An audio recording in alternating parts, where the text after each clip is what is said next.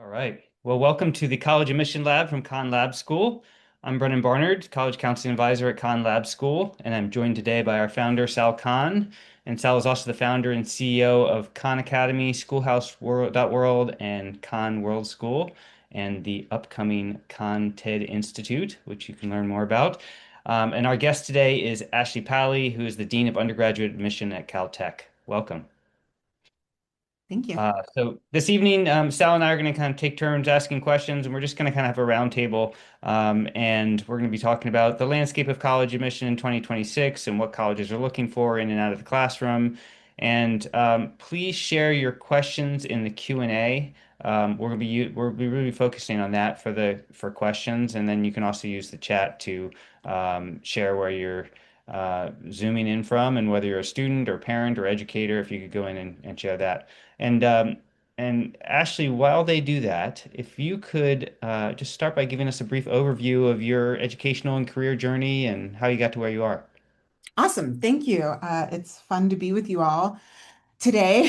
So I'm Ashley Polly. I graduated from Scripps College out in Claremont, California, one of the small liberal arts colleges out there, and went, as many admissions officers do, just joined the admissions office at Scripps. I was there for 6 years before moving literally down the street with my box to Pomona College, where I was at for 7 years before starting at Caltech 4.5 years ago. So it's been quite a journey, but it's been a lot of fun. And then picked up a master's degree along the way in business, and now I'm in a doctoral program, and my orals are coming up in June. So Wow. here's hoping. Busy, busy. Yeah. Great. Well, thanks for being here. And Sal, maybe I'll just turn it over to you and you can start things off and then we'll go from there. Yeah, we could just jump around from there. Well, I mean, Ashley, I'll ask the most obvious question that probably a lot of people are thinking about. But we Caltech obviously hyper selective school. I mean, you could give us the numbers of how many students apply, tens of thousands. Obviously, your class size is most people, when I tell people how large the Caltech class size is, they're shocked. It's, in Yeah. the hundreds. It's not, it's what, 300 or so? No, 245. That's 245. where So I'm trying to yes, land it is it a every year. very small, probably in terms of recognition to class size ratio, no other school other than, Caltech is up there with schools like Pomona and Harvey Mudd and Scripps and all of that. Yeah. But you hear a lot these days about schools like Caltech saying, look, and I'd love to know what your numbers are, but 70% of the applicants are actually qualified and could actually handle Caltech, but we can only accept a small sliver of them. And sometimes when I hear that, it sounds like, well, it's just someone's, rolling the dice. They're picking out of a hat. Yeah. But I'm guessing that's not what's happening, y'all. What is it that you're seeing in the small percentage? I don't know what what is it, 5%, 4% that you're accepting these days that sticks out that why y'all are picking them versus the other maybe many tens of thousands that in theory could handle the work at Caltech. Yeah, great question. It's the black box of admissions, right? And so we certainly, Caltech does have an admit rate that's under 5%, and we spend a long time. Our admissions process is actually probably very unique in the United States. So we have admissions professionals. They review the applications first. There's a number of things that we're looking for. Can students do the work? Do they align with the mission? Do they want to be in this really hyper intensive STEM kind of academy, right? It's just a really intense situation. But then we have 25 faculty members who then review applications. And to my understanding, only institution in the country that does have faculty review files. And you cannot be admitted to Caltech without that faculty review, which is very distinctive. But it's a lot of fun because we're a pure STEM school. And so we tell students, nerd out. Like, you're not trying to make this, don't put it in layman's terms. Don't try to explain it to someone like me. Explain it to the person who actually created the thing that you're most interested in. And so the faculty review files, and then we get it down to, the top, let's say 7, 8% of students. And then we sit in committee. And so staff and faculty for regular decision committee, 8 hours a day, 5 days a week, 2 full weeks, just sitting around deciding exactly who we should admit. We certainly can admit more, like the applicant pool, we could easily double the size of students who we're admitting, but we're really trying to craft students who are good for this community.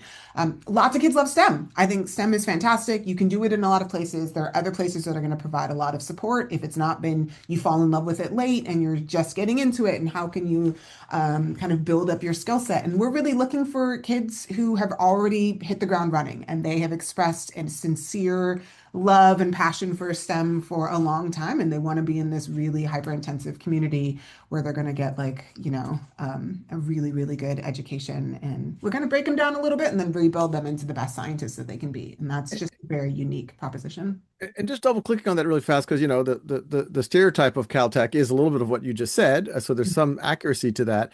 But like, there's one stereotype of you're already, you've won the international whatever Olympiad, or Cure you've cancer. already published, you're already doing good graduate level research in high school. So these kind of off the charts. Um, and then there's people who are just like really strong and really, really Love them. bright. And how do you, I'm guessing you might be able to fill up your class with even the former. I mean, how do you think about that? Context, right? So, some of our favorite kids are going to be kids who live in the middle of nowhere and they fell in love with the stars because they can see them, and they started to explore more about what astronomy actually is. And then they discovered astrophysics, and they have been watching YouTube videos and reading books just for fun. And the love of science is a huge part of how they engage. Or they just have an old pickup truck on their farm, right? And they're just rebuilding it and building it. And they're like, this is how I kind of explored engineering, and this is how I tinker. And so we really try to meet students where they are, and say, okay, so what does it look like? Because we also get a lot of students who their parents would love for them to go to Caltech, right? And so they're applying very much kind of with like, this is the right type of application, but my passion and love for science is not that deep. And so we have to also find those kids and say, well, you're not a good fit for us because this would actually be a painful experience for you, right? So we really try to spend our time looking for the kids who've had a lot of access, but also have a lot of love, and the kids who don't have as much access and have a lot of love. And really try, what is the like, is STEM your heart language? Like, is this something that you really, really, really just love? And that's sometimes hard to decipher, but that's what we spend the majority of our time looking for. Yeah, that's what I wanted to kind of dig into, and that deciphering that piece. And we've talked about, authenticity is kind of a buzzword in admission, and we've talked about kind of the integrity of the process. And how do you kind of cut through some of the noise, and how do you get to those issues of integrity and put them in front of students? Yeah, that's a great question. So we have a lot of essay questions that go alongside our application, and it takes us months to put them together. So I just convened the group that's going to work on our essay questions. It is April 24th, 7th, and we said, okay, by July 27th, we will have our essay questions completed. So we anticipate a 3-month process deciding exactly what we're going to ask students to get at this like passion and love. It goes through typically 15 different rounds, as we really try to figure out, are we asking the right question? Are we conveying who Caltech is? So if a student reads these essay questions and they're like, I hate all of these questions, this does not feel like me, then they recognize that there might not be a good fit for Caltech. Or they're like, I love this, this is so great. And then are they a good fit? That might mean they're more of a fit for us, right? So we do a lot of that. We also then will see, we'll have a bunch of our current students look at it, some of our admitted students who look at the questions and see if this really helps to showcase their passions for science. We also will put it through AI and say, what is it that AI is going to produce? And is it genuine? And what is it going to look like, so that we understand if this is a question that's going to be easy for AI to kind of come up with a passionate response, or if it's going to be a little awkward and a little like a 17-year-old has to write this to really make it feel authentic. So we definitely we go through many, many stages as we're trying to figure out how to do it, so that also that some kids don't have easier access to answering the question than other students. So we want to make sure that we put it in front of first gen kids and really rural kids and all different types of people, so that they feel like, yeah, this is the question where I really can showcase that love and passion. So many, many stages. It's a lot of work. That last thing you just mentioned about, using AI to see how an AI would respond to the question is fascinating. I had written a little bit about that in my book back in the day. But the because I think right now a lot of kids, and this has probably been true the last couple of admission cycle, are like, do I use AI? Is that okay? Is it not okay? I mean, actually, my son's a junior, and I'm like, no, use it to brainstorm. And like, I've given him ideas like, I mean, tell me if I'm giving him the wrong advice. I said, record all of your interests and everything, and then like see if it can brainstorm ideas with you. And what Yeah. I'm hearing from your last response is, yeah, these questions are designed so that, I mean, maybe you can use AI just as you could use your parent or someone else, a teacher or counselor, to give you feedback and assist you, but they're hard to game. You're not going to be able to do it just with good prompting. That's our hope that the authenticity really comes through because the student had to have put something really good into AI in order to, like, it has to be their own thoughts. We Hmm. have students also fill out an ethics in the Hmm. usage of AI. And what we basically ask, what it comes down to is, would you ask another human to do this? And so brainstorming with a parent, absolutely, kind of coming up with an outline, throwing the question and saying, give me some prompts, what should I be thinking about, etc. Asking AI to write the entire thing for you is not one that would pass that snuff. Right. And we see that all of the time. And I wish students understood that like you just are so flat in an application when AI writes it for you. It's meant to be mid, right? It's like what an average person would Hmm. respond. And we're not an average school. We're not looking for an average kid. So we really want you to kind of be a little strange, be a little interesting, make some mistakes, like be 17, be Yeah. 17, not a So professional. that's how students might use it. I mean, how about colleges? Because I think a lot of families are wondering, are colleges using AI to review applications? And Sal, maybe we'll start with you because in your book in Brave New Words, you talked about how you could see potentially colleges using AI in the application to review students. Maybe you could talk a little bit about that, and then and Ashley is kind of putting that into practice, and maybe you could weigh in there. No, I'm really curious what Ashley's going to say, but I'll tell you what I conjectured, what I theorized, years ago, because we've talked to many admissions directors, and I think they are putting great care into making prompts that are less. It's not even AI, as we know. A lot of kids from privileged backgrounds, sometimes these families are hiring these coaches, and or if you go to a school that really knows how to quote play the game, they can help you a lot more. Or even if you just have a parent or sibling that understands the process. And so, I give credit to the admissions directors. They've been crafting these essays that are hard to game. But with that said, there's so much around that it's worth wondering that whether AI could open up the aperture a little bit of the types of things that you could use as an input. And I've been at Khan Academy, we've been looking at AI is opening up the aperture of the things you can have people practice and get feedback on. Once again, you can do more open-ended things. Maybe you can draw things, you can say things, you can talk it out. And at least in the book, I theorize that maybe AI eventually, we have to be careful with things like bias, et cetera. But I also point out humans are incredibly biased. Um, but maybe an AI can give you kind of a live interview that's kind of really proctored, or it can ask you to do something, where you don't have all these extra supports, where it really levels the playing field. So I'm hopeful, used properly, we can maybe, I don't think the essay will go away, but maybe we can go to other artifacts too that can make a richer picture. But I'm curious, Ashley, how y'all are using it and how you imagine you might be using it in a few years. It's like you set me up perfectly. I know. There you go. Man. So we have partnered with Initial View on this new product that they have, which is called Viva exams. And essentially, it is like an oral defense. So students who have done research, we only use it really for research this year, and we're going to expand usage next year.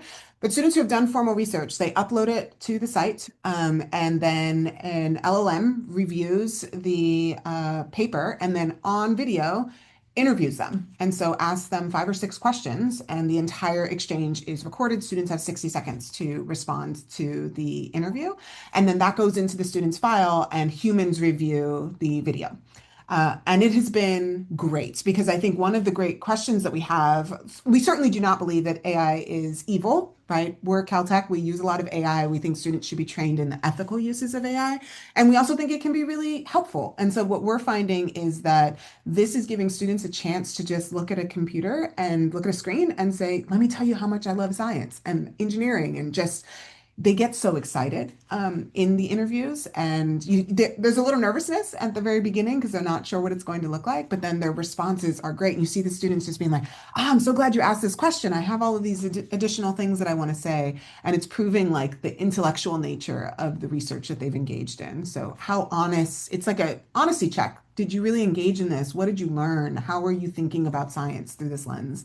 And next year, we're hoping to open it up to, we have a lot of students who submit, they're on a robotics team. So what did you do with the robotics? How did you engage in this? How did you build this thing? They tinker a lot. We get a lot of kids who are building rockets, lots of rockets, lots of rockets. And so just like different ways that they're able to showcase, here's some really cool things that I did, and now I want to tell you about it. And it's been a really, really cool adventure. And the Is same thing can be done with papers, a research paper they're really excited about or something like that. extracurricular activities. Yeah, I I mean, all know. of the I above. know there are some high schools that are also piloting it and using it in their classes where a student will do an oral defense to they'll write a paper and then upload it and they'll do it and it's kind of an assessment for mastery.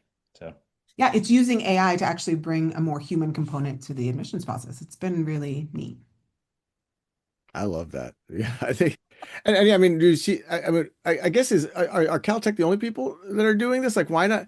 It seems so. I mean, this is very similar to what I had written about a couple of years ago, where so many kids craft the extracurricular, this, that, but when you really talk to them, you're like, I don't know if this is like you, You, and it exactly. feels like this is you, and I have no doubt that if this became a major part of many colleges, people are going to get all this coaching for it and all of this kind of stuff. But it still is okay. You got 60 seconds, whatever. You got one shot.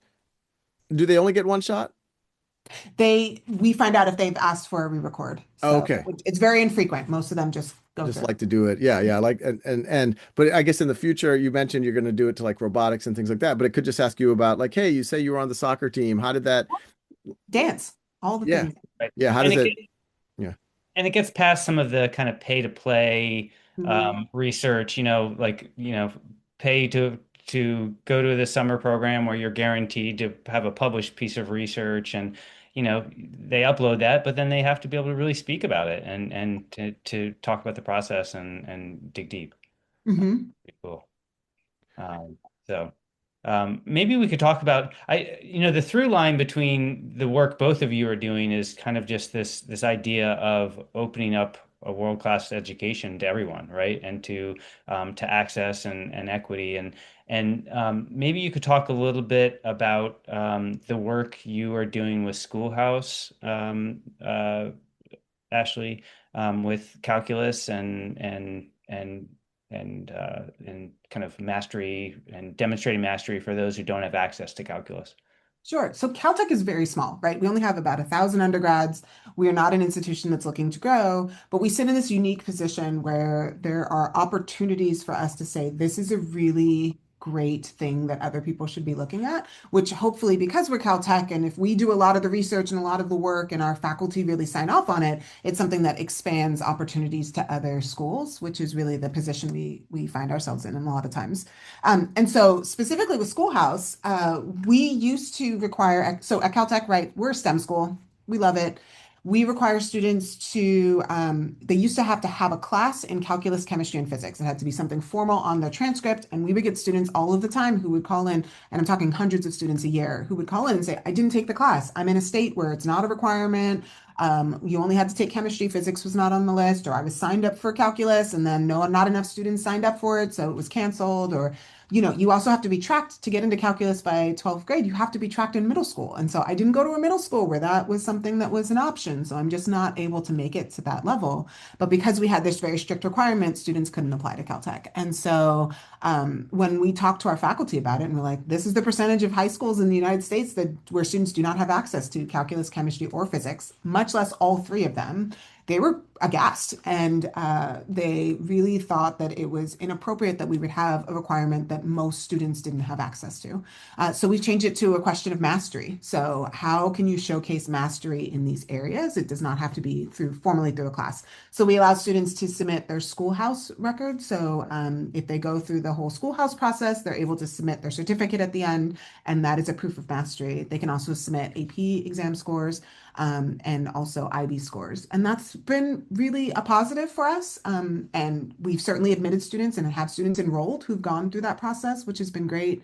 And so it just really gives us this opportunity to say, not everyone, the K through 12 system is not equal. And so we have to come up with opportunities for students in all different circumstances.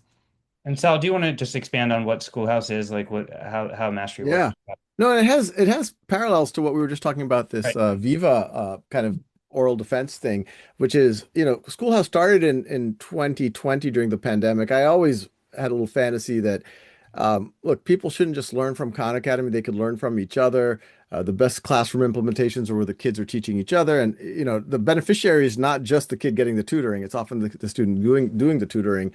And so during the pandemic, we said, let's do it. And we created an experiment where uh, people of all ages, actually, not just kids, could volunteer to tutor and that other people could ask for help. And the initial experiments went shockingly well. And there's a way to give each other feedback. But the first question was, how do we know someone's qualified to tutor, say, calculus, chemistry, or physics?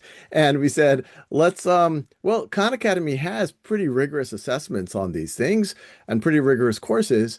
But, we don't have a mechanism to know that it's really you on Khan Academy. But what if you record your face and your screen, follow a protocol while you explain your reasoning out loud? And then that gets peer reviewed by people you don't know. And if you follow the protocol and everything looks good, then that video artifact goes on your schoolhouse transcript. So if you were shady and you did somehow, it's there forever. Like, in the future, some super intelligent AI is going to like, nope, Sal cheated. So there's I would argue, a higher level of authentication there than almost any other types of even many proctored assessments. And when we did that, University of Chicago, but Caltech was definitely part of that early group. I was very happy that it was a lot of schools that really value mastery of material. U Chicago, Caltech, MIT were actually some of the first, and I think those are some of the, whenever I tell kids who are serious about, they're not just going, look, you can have fun in college too. You can have all of that. But if you really care about the academics, those are oftentimes three of the schools that I'll mention first. But they said, hey, this is exactly what Ashley just mentioned. Could we use this for college admissions? And you can imagine, especially during the pandemic, standardized test scores were hard to come by, grades were all over the place, even AP tests were hard to come by. So we said, yes, absolutely. And I think what a lot of these schools have appreciated is, one, as Ashley mentioned, it's a great way for students to show mastery, but also for many of them to go on to tutor it to other students, show even deeper mastery of the content, and it shows communication skills, leadership skills, a whole bunch of other things that people have valued. And we're actually now looking to expand this beyond even high school students. I'm talking to a lot of employers. I was like, don't you want to see people who can not only master the material, but to tutor it to others and be highly regarded? But yeah, I mean, look, it's hugely powerful that not only is Caltech consider it, but they consider it meets their very rigorous requirements for high school. And we are working. I made the case to many folks that look, if Caltech thinks it's suitable for meeting their requirements, shouldn't we give you high school credit for this? So we're working on that. Well, and And you're it's free, which I think And is it's really free. It's yeah, free, important. absolutely. And it's and you're competency based. You can do it as many times as you want. You'll get different questions. Mhm. and some of your students at Caltech and your professors really kicked the tires on this when you're going through. I mean, really kind of ran it through the ringer to verify that it was testing what it was meant to be tested. Uh, Yes. and this was all born out of a class at Khan Lab School, which was where students were tutoring each other, as I understand it originally. It was Um, one of the motivations. Yeah. yeah. Mhm. Um, since you brought up testing, Ashley, there's a question here about, do AP scores matter for admission? And there's been a lot out there recently about like schools that don't have AP classes, but the students take the AP test. Mhm. And that some colleges aren't, if the student hasn't taken the class accompany the test score. They won't consider the test score. But you're saying at Caltech you will take test scores regardless. We will take anything that a student has done. So if they haven't taken the class, we have a lot of students who didn't take the class but are just taking the exam. We have students who take the class but don't take the exam. There's lots of things that are happening. If a student has taken an exam, we do require them to show us all of their exam scores and to sign on that they have officially shared all of their exam scores. But we do not expect students, they're not required. There's so many rules at lots of different schools, and so we just go with whatever the rules are for that student. But if they've taken the exam, we want to see it. And we also do require the SAT or the ACT as well. Yeah, Yeah. I'm surprised actually that because I mean it's impressive if someone can essentially independently study and do well on those exams Yes, versus Yeah. so I consider that a good evidence of mastery. So I'm surprised. ex- Yeah, exactly. You It's know, not uncommon. yeah. you were talking about kids who didn't have access to math even starting in middle school, getting to Mhm. where they need to be. There's a question here from a parent. I'd love to hear both your takes on this. It says, looks like no major is safe anymore because of AI, and the concept of major looks dead. The jobs are drying up for new college grads. In this new world, what should a middle schooler do right now? I'd love to hear kind of, Sal, maybe your thoughts, and then Ashley, what you're thinking. We're having those conversations at home right now. Yeah. Look, keep coming to, well, one, I actually think going and doing a PhD in graduate school is maybe more interesting than ever. Obviously, there's like federal funding issues and all of that, but because of AI, when I was coming out of college, I thought a little bit about me, for a while I thought about getting a PhD in CS and physics, and I thought a lot of stuff. I was all over the place. But I kept saying, like, what are the odds that I am going to come up with a new breakthrough theorem or, a new breakthrough whatever? Now those odds have gone up dramatically because of AI. Like someone's PhD thesis in the not too distant future, maybe people working on their PhD right now could actually cure a disease, could actually come up with a new math theorem, and that's very exciting. So I actually think we're going to have a renaissance in people going really deep in research, and I could imagine that's going to be a lot of Caltech students.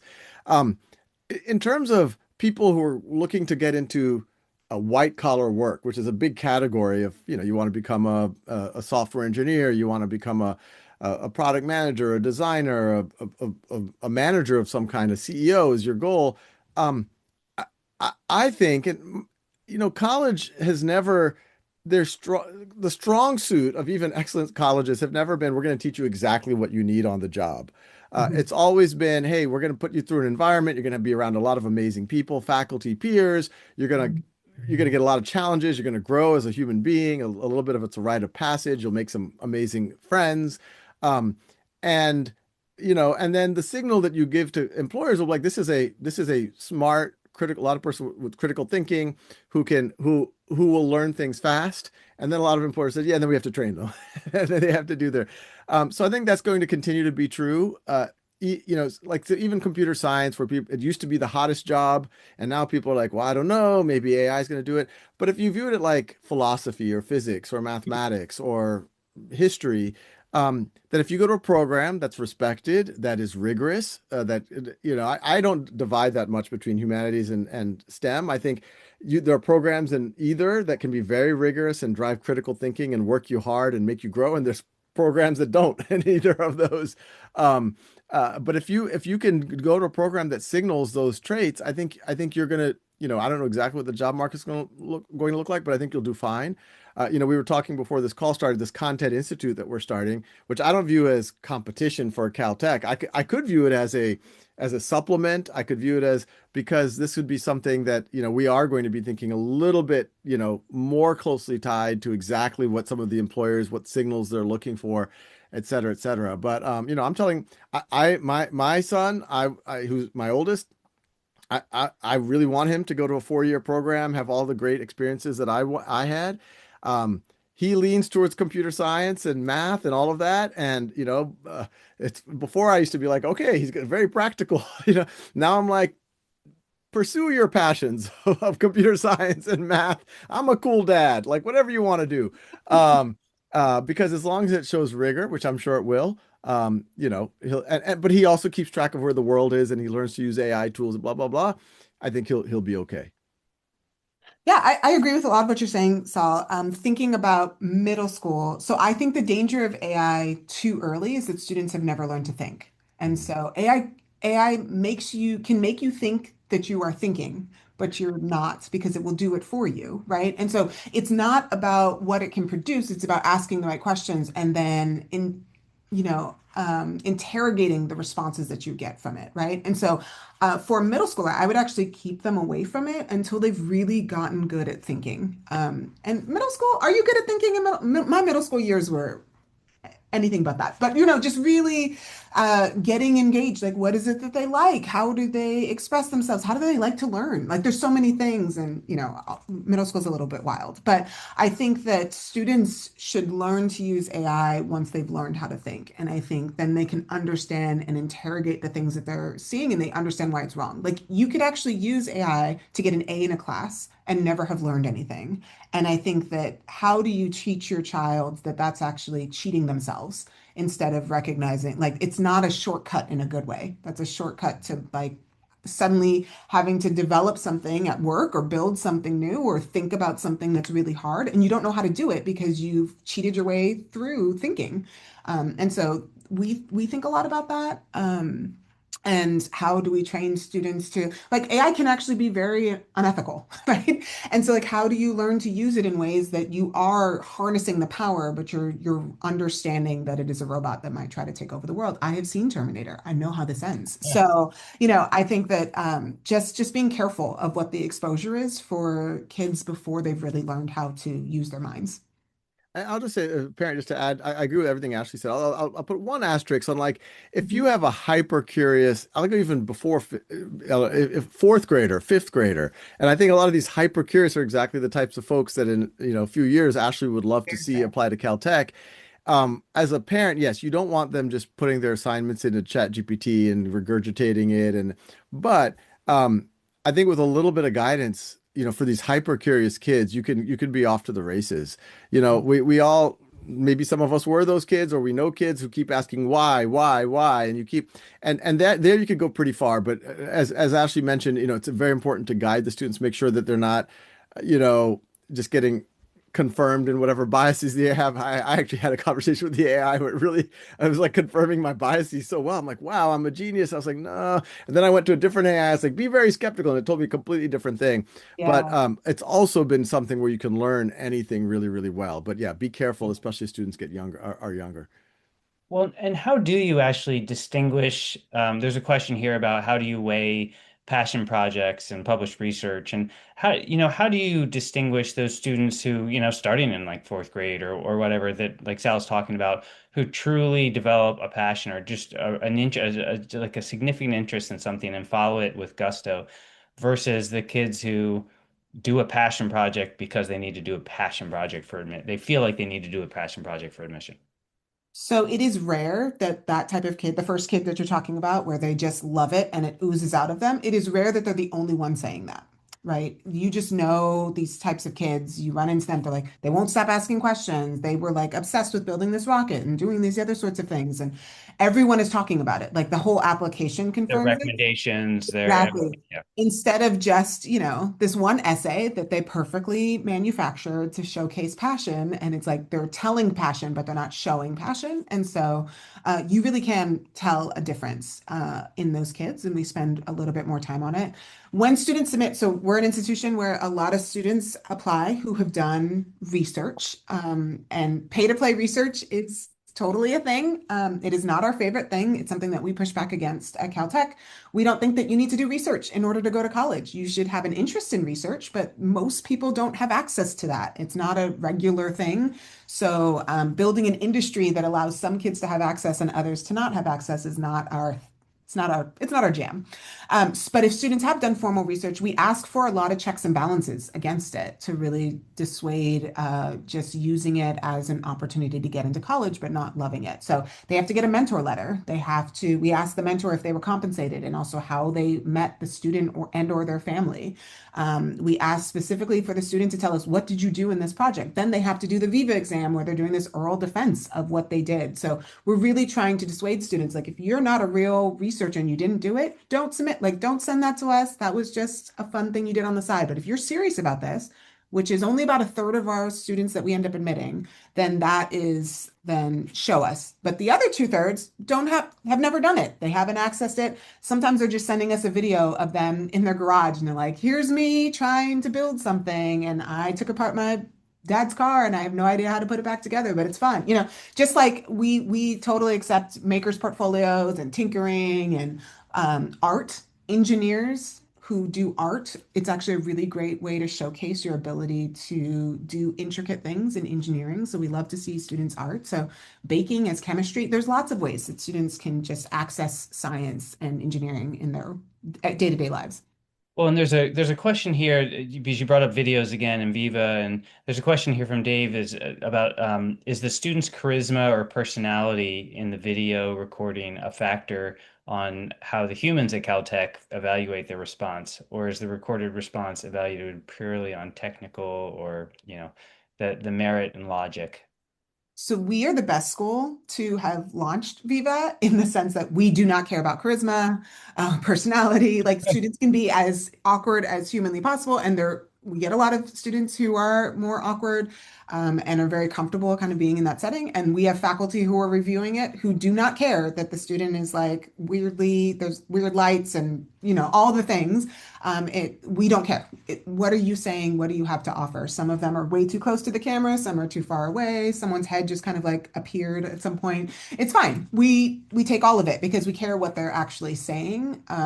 It really doesn't matter. And I think we now, in the Zoom world that we've all lived through since COVID, we're used to seeing lots of strange things on camera, and we're used to like, okay, that's just regular stuff. So it's different than it used to be 10 years ago when we were really worried that you had to like be very professional on a screen. I think we're kind of out of that Well, and world. Sal, with Schoolhouse and with dialogues, I mean, part of the portfolio is students can kind of post on their portfolio testimonials or comments that other students have observations that other students have made about their kind of their character and the way they show up in the conversation and things like that. And that's not the reviewer kind of making a judgment on their personality, but rather people who have worked with that student giving feedback on them.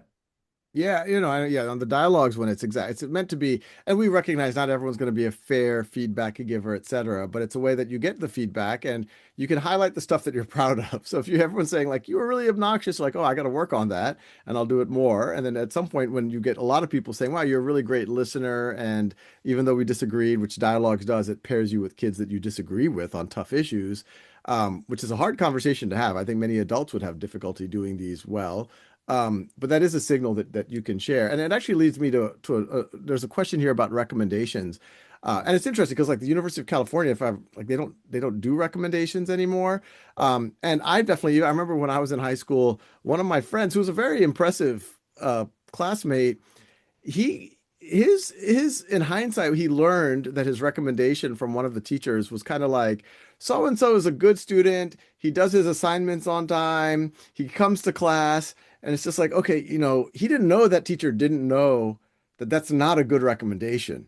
The Yeah. teacher actually thought the world of him, but didn't Mhm. know how to write that. So how do y'all, weigh the art of the teacher?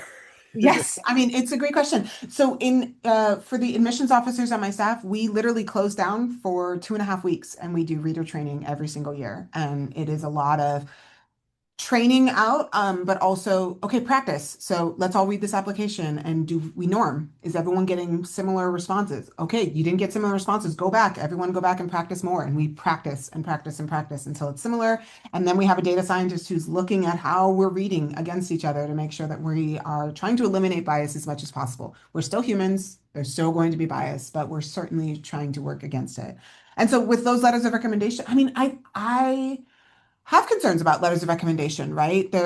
Some schools have single page, like they're just 10-point font and 3 pages, single space, and it's all this writing, and some have a paragraph or 3 bullet points. And so we spend a lot of time, my staff, they read in by territory. So I read the city of Chicago. I've been reading the city of Chicago for 10 years. I will never let it go because I know what it's like for a kid on the south side. I've done the drive on the south side going up to a school on the north side of Chicago. What is that experience like? and to go in the opposite direction. What are the schools like? Walking in the halls, just experiencing that for a student. And I know what letters of recommendation I'm going to get from various types of schools in those communities. So I know when one is really good, and I know that this school is going to give me bullet points, and that's okay. The bullet points are really worthwhile. And so that's our hope is that, and that's what I really drill into my staff, that the most important thing that we do is review applications. Everything else is like window dressing. It's reviewing applications and giving kids a fair shot. And that's why we spend so much time on our essays. That's why we spend so much time training and why we spend so much time admitting our students, because we got to make sure we don't miss things. And we're missing things, right? Because we're human and the process is hard, but we try to fight against that as much as possible. Yeah, yeah. So as we're rounding up here, I'd love to just hear from both of you, and maybe all of us can just kind of weigh in on what you'd like to see change about college admission, the landscape of college admission, or and maybe that, and any kind of thoughts you have for students and families as they kind of delve into this. I think Ashley, you want to start? Ashley, you start. I was like, if you want to inspire Sal, I'll bring them down a little bit. But as you know, so what we have seen an increase of, which really, kind of breaks my heart for the admissions process, is an increase in fraud, where students are actively lying in their applications. We've seen students making up entire schools, making up letters of recommendation, making up that they were doing something that they didn't do, to the point where we now have, we call it a fraud squad, but a group of staff members, and it is a significant part of their full-time jobs to research students and what they said that they did, check in and make sure that they are doing what they say that they're doing. And the reason for that is that, Caltech is this exceptional place where we're going to build the future scientists that will solve these incredible large-scale problems that will, change the world. That really is our mission. And so we don't want students who have integrity issues to learn to be those exceptional scientists who are going to be in charge of things that have such a massive impact on the world, right? How are we going to get to Mars? That's something we're actively working on. And so if someone lied their way in, why would we kind of give them this education to propel them into lying even further? So we're taking it very seriously, very, very seriously. It is grounds for removal from the institution, even while they're currently enrolled. We spend a lot of time and resources trying to do everything we can to bring integrity back into the admissions process. And really find those kids who want to be just like want to do really hard, challenging things, but figuring it out for themselves, and maybe going to get some low grades as they go, but they're going to learn things, and it's going to be hard, and it's okay that things are hard, and they just have a lot of integrity. We're trying out some new like character qualities of students, and one of our new ones is intellectual character. And so really, who are you as a person? How do you approach problems? And do you cheat when there's an opportunity to do so? And we don't want that type of student. So really working on the integrity of the admissions process. We're seeing a huge rise in students taking the shortcuts. Sal?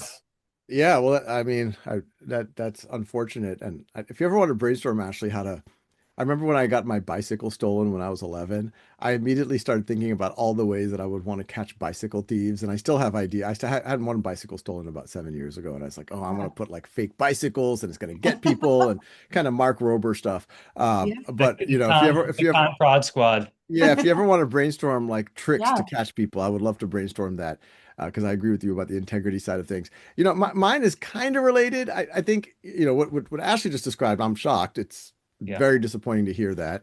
But I think there's stuff that's not an integrity problem, but I think so many high school kids are so caught up, and even some of the questions are going into this, like, how do I optimize to get into Caltech? And a couple of the parents, and I know everyone here is very well intentioned. They're like, oh, but my kid might not have robotics or Olympiad and all this, and you should not.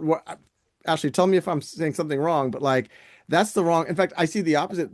You don't have false confidence if your child is in robotics and the Olympiad Yeah. and all of this, because those, I mean, for the 240 something spots, Ashley, you probably have 24,000 applicants who have all of those things. So those, I mean, they're not bad. And especially if you show real leadership and real initiative and creativity and stand out in those things, that's good. But there's a million other ways that you can show that create, and Ashley mentioned, and I think some people don't take you seriously, Ashley, when you say the kid who took apart his dad's pickup truck, But I know 100%. you're serious about that. I kind of was that, New Orleans, Louisiana, I did like I didn't but I did all sorts of crazy stuff and I wrote that and I did and when I applied to college and it was maybe a less competitive time in the 90s, but like I just like said who I was and I said like let the chips fall where they do and I was cool going to and I actually think many kids will enjoy college more, high school more. Many parents will enjoy it much more. And all of us have to just say, like, look, it's great. It's obviously amazing if your child gets to go to a place like Caltech, but there's also a lot of other amazing places. And Absolutely. look, the more I heard what you just said, Ashley, y'all are doing like really good job as far as I can tell about like the rigor that you put in the process. But I'm sure even there's a few kids who go to Caltech and it's not working out for them and it's not the ideal place and they could have been much happier someplace else. So, Brendan and I talk about there's no right decision. You got to make the decision right. And I think that's like do what you find interest in as in high school as parents as teachers. Yes, we need to nudge our kids a little bit like, hey, you said you were going to do that, how come you haven't done that? But like let them do most of the driving and at the end of the day, hopefully they wherever they go they're going to make the decision right. And there's so many amazing colleges in the US and the world, where if you make the decision right you can have an amazing experience and your outcomes could be as good as any of the top universities anywhere. Yeah, yeah, Absolutely. you said it. I mean that's kind of where I was going, but that this is not zero sum, and also that Caltech, as Ashley said tonight, is not for everyone, and it's a very very specific type of student, and there's those kinds of institutions and multiple institutions that will meet those kinds of needs that different students have. And I would also say, just kind of reflecting on a lot of the questions, like, we obviously didn't get to a lot of the questions, but a lot of them are can be answered with the idea that these are humans, right? That are looking. Yes, AI is being used to support some things, but these are humans that are well trained, that are doing really significant anti-bias work, and are looking at students in context. So there's questions about, if a student is taking community college courses, how is that looked at compared to APs and all this stuff. They are looking at what's available to the student and how they have kind of advanced their curiosity within that context. Mhm. I think that's the long and short of it. And even in the what's available, because I think even, if you're like if you're at a place like Khan Lab School where the students have a lot available to them, and either of you correct me if I'm wrong, it doesn't mean you have to max it out. It just means that you've leveraged some of it. Like if you say you're really into advanced mathematics and you had access to Foothill dual enrollment, you had access to, Khan Lab School, we have students teaching multivariable calculus, differential equation. And if you didn't participate in those types of courses and you say then that's, but it doesn't mean you have to take every AP course, every dual enrollment course just because you have access to it. Yeah. Well, I appreciate you both. Thanks so much for joining us tonight. I really enjoyed the conversation, and thanks to everyone who attended. And this is the last of the series, and so we'll be back here and there with pop-ups. But really appreciate you attending, and you can see all the past episodes on the Khan Lab School website with our conversations with admission deans. So, Ashley, again, thanks for joining us. Sal, thanks, and have a great night, everyone. Great. Thanks, Brent. Thanks, Ashley.